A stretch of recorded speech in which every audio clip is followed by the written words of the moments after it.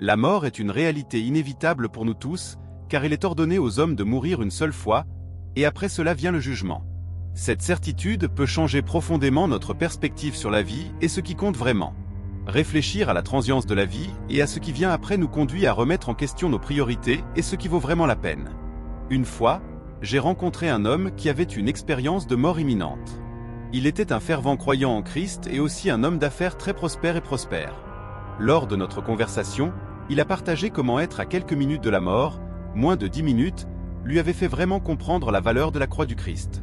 Il m'a dit qu'à ce moment d'épreuve, quand il ne savait pas s'il vivrait ou mourrait, la seule chose qui lui donnait de l'espoir était la croix du Christ. La croix est devenue son ancre, la certitude au milieu de l'incertitude, le point de référence quand tout le reste semblait s'effondrer. Dans ces moments cruciaux, toutes les autres priorités dans la vie de cet homme, les réunions d'affaires, les projets futurs, même sa passion pour les sports sont devenues insignifiantes. Il m'a raconté qu'en face de l'imminence de la mort, ce qui comptait vraiment était sa foi en Jésus-Christ. Cela m'a fait réfléchir à la façon dont nous mettons souvent nos espoirs et nos priorités sur des choses temporaires, oubliant l'éternité. Les maisons que nous construisons, les biens que nous accumulons, les réalisations que nous célébrons, tout cela perd de son sens face à l'éternité. Ce récit m'a fait penser au jugement que nous affronterons tous après la mort. La Bible déclare clairement qu'il n'y a pas de purgatoire et qu'après la mort vient le jugement.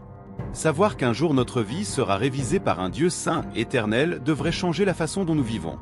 Lorsque nous réalisons que nos paroles et nos actions seront examinées, nous sommes appelés à vivre d'une manière qui honore Dieu. Cette conscience devrait nous conduire à une vie d'intégrité, de recherche de la sainteté et d'engagement envers les valeurs du royaume de Dieu. La croix du Christ est la ligne de démarcation qui sépare ceux qui périssent de ceux qui sont sauvés. Le message de la croix peut sembler insensé pour certains, mais pour nous qui croyons, c'est la puissance de Dieu. La croix nous rappelle le sacrifice de Jésus et le pardon de nos péchés. C'est la raison pour laquelle Paul se glorifiait, disant que la seule chose dont il se glorifiait était la croix du Christ. Dans un monde qui exalte le succès, la force et l'autosuffisance, la croix nous rappelle l'importance de l'humilité, du service et de la dépendance envers Dieu. Nous vivons dans un monde qui valorise l'autosuffisance et la justice propre. Beaucoup de gens sont fiers de leurs bonnes actions, croyant que cela suffit pour assurer leur salut. Cependant, le véritable salut ne vient que par la foi en Jésus-Christ. Les bonnes œuvres sont importantes, mais elles ne remplacent pas le besoin de nous humilier devant Dieu et de reconnaître notre besoin de son pardon. Nos efforts, aussi nobles soient-ils, ne seront jamais suffisants pour nous sauver. Seule la grâce de Dieu, manifestée à travers Jésus, peut nous racheter. Jésus a raconté la parabole du pharisien et du publicain pour illustrer la différence entre l'autosuffisance et la véritable humilité. Le pharisien s'exaltait devant Dieu, se vantant de ses bonnes actions, tandis que le publicain, reconnaissant son péché, criait pour la miséricorde. Jésus a clairement indiqué que le publicain, et non le pharisien, est retourné chez lui justifié. Cette parabole nous pousse à examiner nos cœurs et nos attitudes. Avons-nous compté sur nos propres forces et mérites? Ou nous sommes-nous rendus à la grâce de Dieu, reconnaissant notre dépendance totale envers lui? Nous devons nous rappeler que notre justice propre ne nous mènera pas au ciel. Seule la foi en Jésus et ce qu'il a fait à la croix peut nous sauver. La croix doit être le centre de notre foi et de notre espoir. Nous devons regarder à Jesus et nous glorifier uniquement dans son œuvre redemptrice. C'est par la croix que nous sommes réconciliés avec Dieu, que nous recevons le pardon des péchés et que nous trouvons la vraie paix. Le message de la croix nous appelle à une vie d'humilité et de dépendance envers Dieu. Au lieu de nous vanter de nos réalisations et de notre bonté, nous devrions nous glorifier dans la croix du Christ, sachant que c'est par elle que nous avons l'espoir et la vie éternelle.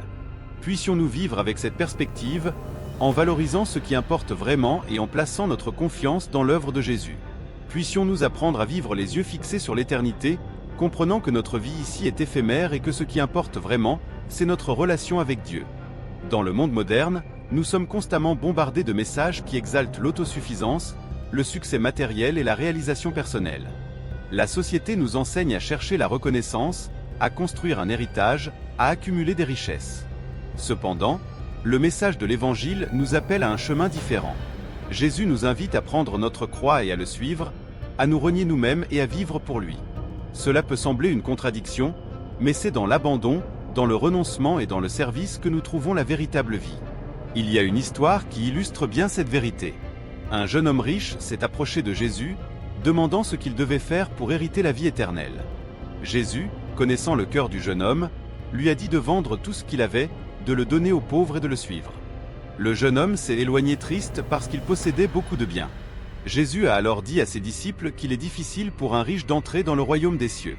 Cela nous montre que ce ne sont pas les possessions ou les richesses qui garantissent notre salut, mais la disposition à renoncer à tout par amour pour le Christ. À un autre moment, Jésus a raconté la parabole du trésor caché et de la perle de grande valeur. Il a dit que le royaume des cieux est comme un trésor caché dans un champ, qui, une fois trouvé, pousse l'homme à vendre tout ce qu'il a pour l'acheter. De même, le royaume est comme un marchand à la recherche de belles perles. Quand il en trouve une de grande valeur, il vend tout ce qu'il a pour l'acheter. Ces paraboles nous enseignent la valeur inestimable du royaume de Dieu et l'importance d'être prêt à tout sacrifier pour lui. La croix du Christ est le trésor suprême. C'est là que nous trouvons le pardon, la rédemption et la vie éternelle. Jésus a payé le prix le plus élevé pour nous réconcilier avec Dieu. Il a donné sa vie pour nous, a pris sur lui nos péchés et nous a offert le salut. Quand nous comprenons la profondeur de cet amour, nous sommes appelés à répondre avec gratitude, abandon et dévotion. Notre, by deviant alors une expression de louange et d'adoration au Dieu que nous aimons le premier. Aujourd'hui, je veux t'inviter à réfléchir à ta vie et à tes priorités. Accepte Jésus comme ton Sauveur et Seigneur, et laisse la croix être l'encre de ton âme. Fais confiance à l'œuvre rédemptrice accomplie par le Christ et embrasse l'unique espoir qui perdure au-delà de cette vie. Que la croix du Christ soit le fondement de ta foi et de ton espérance. Que tu puisses vivre chaque jour avec la conscience que l'éternité est réelle et que notre vie ici n'est qu'une préparation pour ce qui est à venir. Au milieu des luttes et des défis de la vie, souviens-toi que la croix du Christ est notre plus grand espoir. Quand nous faisons face à des difficultés, quand nous sommes tentés de nous décourager, quand les choses semblent dénuées de sens, nous pouvons regarder à la croix et trouver une force et un but renouvelé. Jésus a promis d'être avec nous tous les jours, jusqu'à la fin du monde. Il est notre bon berger, qui nous guide, nous protège et nous soutient. La vie chrétienne n'est pas exempte de difficultés, mais elle est marquée par la présence constante de Dieu. Il nous a promis qu'il ne nous laisserait jamais ni ne nous abandonnerait.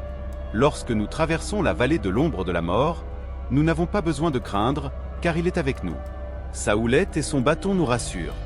Nous pouvons avoir confiance en dépit de circonstances les plus difficiles.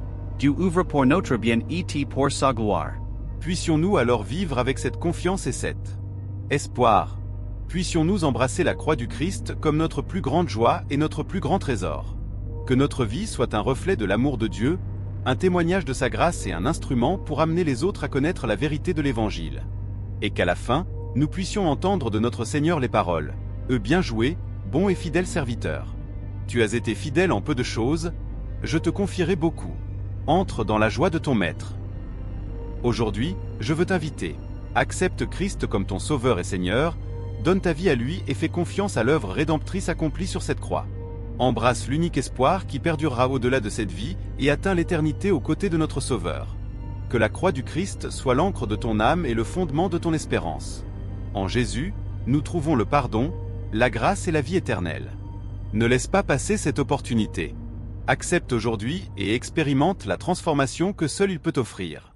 N'oublie pas de consulter les liens que nous avons laissés dans le premier commentaire épinglé. Nous avons laissé de beaux cadeaux pour toi, notre abonné et frère en Christ. Nous avons également laissé le livre exclusif de la chaîne pour que tu prospères selon la parole de Dieu. À la prochaine.